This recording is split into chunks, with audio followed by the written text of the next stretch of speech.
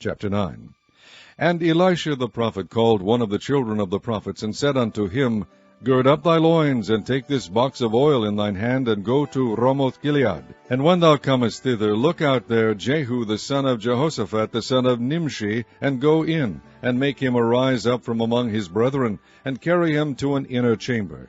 Then take the box of oil, and pour it on his head, and say, Thus saith the Lord, I have anointed thee king over Israel. Then open the door, and flee, and tarry not. So the young man, even the young man the prophet, went to Ramoth-Gilead. And when he came, behold, the captains of the host were sitting. And he said, I have an errand to thee, O captain. And Jehu said, Unto which of all us? And he said, To thee, O captain.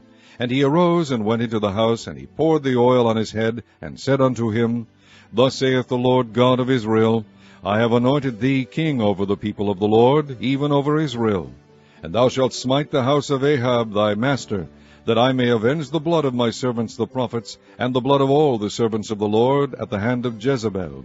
For the whole house of Ahab shall perish, and I will cut off from Ahab him that pisseth against the wall, and him that is shut up and left in Israel.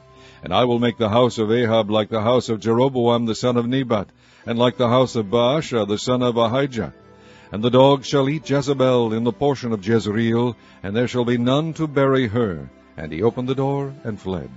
Then Jehu came forth to the servants of his lord, and one said unto him, Is all well? Wherefore came this mad fellow to thee? And he said unto them, Ye know the man, and his communication. And they said, It is false, tell us now.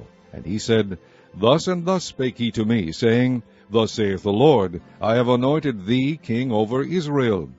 Then they hasted and took every man his garment, and put it under him on the top of the stairs, and blew with trumpets, saying, Jehu is king.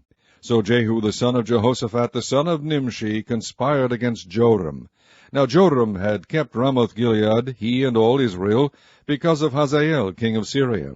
But King Joram was returned to be healed in Jezreel of the wounds which the Syrians had given him, when he fought with Hazael king of Syria. And Jehu said, If it be your minds, then let none go forth nor escape out of the city to go to tell it in Jezreel. So Jehu rode in a chariot, and went to Jezreel, for Joram lay there. And Ahaziah king of Judah was come down to see Joram. And there stood a watchman over the tower in Jezreel, and he spied the company of Jehu as he came, and said, I see a company. And Joram said, Take an horseman, and send to meet them, and let him say, Is it peace? So there went one on horseback to meet him, and said, Thus saith the king, Is it peace? And Jehu said, What hast thou to do with peace? Turn thee behind me. And the watchman told, saying, The messenger came to them, but he cometh not again. Then he sent out a second on horseback, which came to them, and said, Thus saith the king, Is it peace? And Jehu answered, What hast thou to do with peace? Turn thee behind me. And the watchman told, saying, He came even unto them, and cometh not again. And the driving is like the driving of Jehu the son of Nimshi, for he driveth furiously. And Joram said, Make ready. And his chariot was made ready. And Joram king of Israel and Ahaziah king of Judah went out, each in his chariot. And they went out against Jehu, and met him in the portion of Naboth the Jezreelite. And it came to pass, when Joram saw Jehu, that he said, Is it peace, Jehu? And he answered, What peace, so long as the whoredoms of thy mother Jezebel and her witchcrafts are so many? And Joram turned his hands and fled, and said to Ahaziah, There is treachery, O Ahaziah. And Jehu drew a bow with his full length, and smote Jehoram between his arms, and the arrow went out at his heart, and he sunk down in his chariot. Then said Jehu to Bidkar his captain, Take up and cast him in the portion of the field of Naboth the Jezreelite.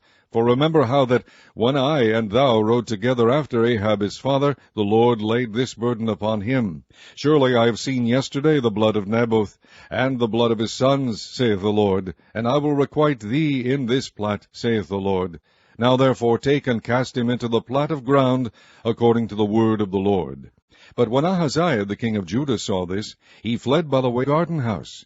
And Jehu followed after him, and said, Smite him also in the chariot. And they did so at the going up to Gur, which is by Ibleam, and he fled to Megiddo, and died there. And his servants carried him in a chariot to Jerusalem, and buried him in his sepulchre with his fathers in the city of David. And in the 11th year of Joram the son of Ahab began Ahaziah to reign over Judah. And when Jehu was come to Jezreel, Jezebel heard of it, and she painted her face, and tired her head, and looked out at a window. And as Jehu entered in at the gate, he said, Had Zimri peace? Who slew his master? And he lifted up his face to the window, and said, Who is on my side? Who?